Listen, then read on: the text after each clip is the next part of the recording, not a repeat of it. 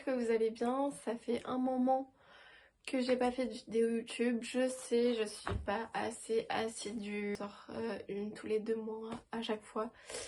Écoutez, c'est pas grave, hein, on fait comme on peut. C'est vrai que j'ai eu un début d'année assez mouvementé.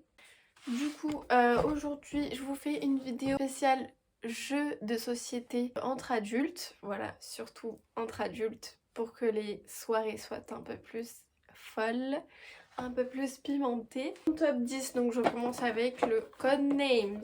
Codenames, c'est quoi? C'est un jeu où en fait vous avez plein de mots et vous avez plein de mots devant vous et vous devez faire deviner à votre binôme les mots qui font partie de votre équipe. Donc du coup par contre ça se joue à 4 minimum, donc c'est ça l'inconvénient, mais honnêtement ça fait réfléchir. Franchement on s'ennuie pas et c'est assez addictif je trouve. Donc je recommande. Numéro 2, le 6 qui prend. Donc je le mets à la place numéro 2, bah pareil parce que c'est un jeu de réflexion. C'est aussi assez addictif parce que bah, le but du jeu c'est de pas prendre de cartes. Donc en fait c'est le 6 qui prend toute la ligne de cartes. Au fur et à mesure des lignes et des cartes, vous avez des taureaux et vous avez des points en fonction des taureaux qu'il y a sur la carte. Donc du coup ça fait que en fait plus vous ramassez de cartes et plus vous ramassez de cartes avec des taureaux dessus, plus vous avez de pénalités en fait. Donc du coup ça aussi ça fait réfléchir sur le fait de savoir quelles cartes ont déjà été posées, quelles cartes vont être posées, etc. etc.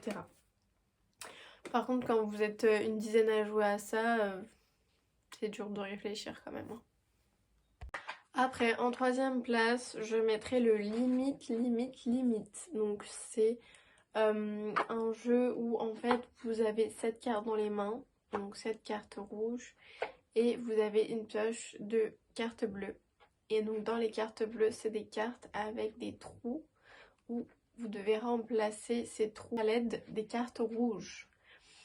Donc du coup en fait c'est assez marrant parce que c'est un peu trash, un peu tourné vers le cul, un peu tourné vers les blagues d'humour noir, etc.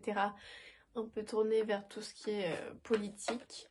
Donc ça aussi ça reste un peu de réflexion. Après il faut avoir de l'humour noir parce que c'est vrai que du coup quand vous avez des cartes qui parlent de Nicolas Sarkozy, de Emmanuel Macron et Brigitte, de tout ce qui est domaine religieux, etc.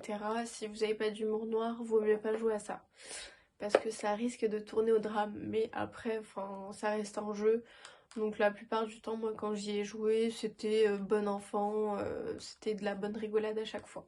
Donc en quatrième place, c'est le même type de jeu, donc limite, c'est juste la version en dessous, un peu moins hardcore, mais toujours très appréciable dans le sens où c'est le même, ça reste à peu près le même thème et les mêmes règles, etc. Donc je trouve que c'est marrant, voilà. En cinquième place, je mettrai le Shit Happen. Bon, faites pas attention, c'est mon chien qui a abîmé mon jeu. Donc Shit Happen, en fait, c'est un jeu où ça récapitule toutes les merdes qui nous arrivent dans la vie de tous les jours. Et donc en fait, faut classer les merdes et faut faire deviner à nos collègues, à nos amis, à combien on estime sur un score entre 0 et 100 la merde. Et du coup, le type de merde qui nous arrive. Ceux qui ont conçu ce jeu, des fois, n'ont pas la même sensibilité ou n'ont pas le même rapport par rapport aux merdes qui nous arrivent dans la vie que nous. Donc en fait, par exemple, ils vont vous classer voir mes parents faire l'amour, ils vont vous mettre ça à 20. Donc c'est comme si c'était à 20%, sauf que chez d'autres personnes, ça va être par exemple considéré comme étant à 80. En sixième place, donc je mettrai le Cantu. Donc celui-là, on me l'a offert pour Noël. J'y ai joué qu'une seule fois.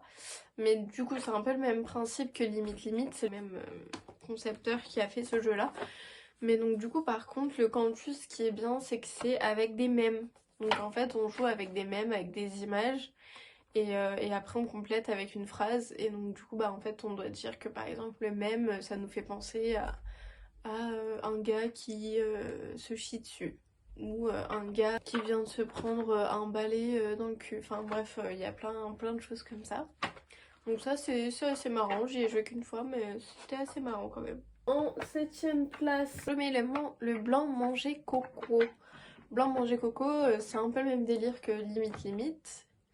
Donc c'est pareil, vous avez des phrases avec des trous, des cartes bleues. Il faut compléter avec des cartes blanches, etc. etc. Donc celui-là par contre, sa particularité, ce qui est bien, c'est que ça s'appelle la petite gâterie et que c'est tourné vers le cul. Donc du coup, voilà, c'est pour ça que je vous dis des jeux entre adultes parce que ça, bah bien évidemment, il faut pas jouer avec des enfants de moins de 16 ans, je crois. Ouais, faut avoir plus de 16 ans. Bon, et encore. Donc, encore un limite. Vous allez vous dire, mais celle-là, elle joue que à des jeux limite en fait. Mais pourquoi? Mais parce que c'est les meilleurs jeux en fait. Donc celui-là, on me l'a offert à Noël aussi. Par contre, j'y ai pas joué du tout. Donc je sais pas si c'est bien ou pas, mais c'est la nouvelle version. Donc pour moi, elle est forcément bien. Et celui-là, limite la totale, c'est forcément bien. Pourquoi? Parce que du coup, ça regroupe deux versions. Ça regroupe le limite plus le limite. Donc les deux versions, et donc c'est les deux nouvelles versions du jeu que je vous ai montré juste avant. Donc du coup, pour moi, je pense que ça doit être forcément bien.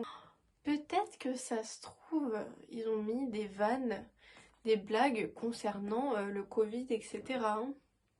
Donc là, par exemple, on a un trou, on a une carte avec la pire erreur de ma vie. Et donc après, on a regardé intensément son voisin, urinoir dans les yeux, d'accord? Refaire sa terrasse par Xavier Dupont de Ligonnès, se faire amputer un bras pour réussir son déguisement d'Halloween. Bon, ça, bien sûr, c'est un peu hardcore quand même. En 9ème place, je mets le Monopoly, indémodable, hein, on est bien d'accord. Et puis, on est d'accord, une partie qui reste interminable. Donc ça, je vous avoue, j'y joue pas souvent, mais quand j'y joue, c'est toujours avec plaisir et je m'en lasse pas. Et donc, dernier jeu que je mets en 10ème place, c'est le jeu de discussion. Donc en fait, bah, ça permet l'ouverture à des débats. Et en fait, c'est juste des cartes où vous vous posez des questions entre amis. Et voilà, bah, vous découvrez un petit peu vos amis ou votre famille, ce à quoi ils pensent, etc. quoi. Donc par exemple, on a des questions comme: les femmes doivent-elles être forcément les égales des hommes? Donc ça, j'ai eu un énorme débat avec des potes là-dessus. Je peux vous dire que hein, ça peut durer longtemps. As-tu déjà regardé un film érotique? Bon, ça, c'est pas ouf comme question, mais bon.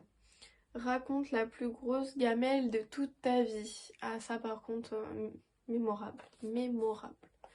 Une personne âgée attend en caisse avec une baguette. Tu la laisses passer et selon toi, elle ne doit pas être pressée. Voilà. Et dernière, raconte ton plus beau râteau. Alors ça, si je devais vous raconter mon plus beau râteau, je pense que ça vous ferait bien rire. J'espère que ça vous aura plu et surtout n'oubliez pas de partager, aimer et puis commenter. Allez, gros bisous la mif, je vous aime et à bientôt.